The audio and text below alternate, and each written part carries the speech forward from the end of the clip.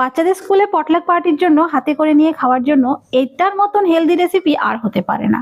আমি বানিয়ে দিয়েছিলাম পনির টিক্কা। এখানে দেখো দই নিয়েছি, তার মধ্যে দিয়েছি আদা রসুন বাটা, একটু হলুদ গুঁড়ো, লঙ্কা গুঁড়ো, একটু কাশ্মীরি লঙ্কা গুঁড়ো, দিলাম একটু গরম মশলা, একটু ধনে জিরে গুঁড়ো।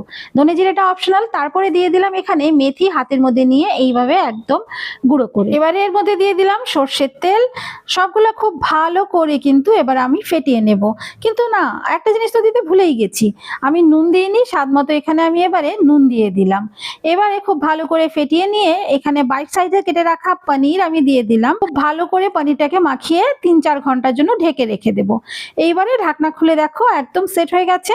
এইখানে নিয়ে নিয়েছি ক্যাপসিকাম আর পেঁয়াজ কেটে, আর একটুখানি কিন্তু আমি বেসন নিয়েছি। এবার স্কিওয়ারের মধ্যে গেঁথে নেব। পুরো ভিডিও দেখতে হলে আমার চ্যানেলে চলে যাও, লং ভিডিওতে কিন্তু পুরো রেসিপিটা একদম ডিটেলে পেয়ে যাবে।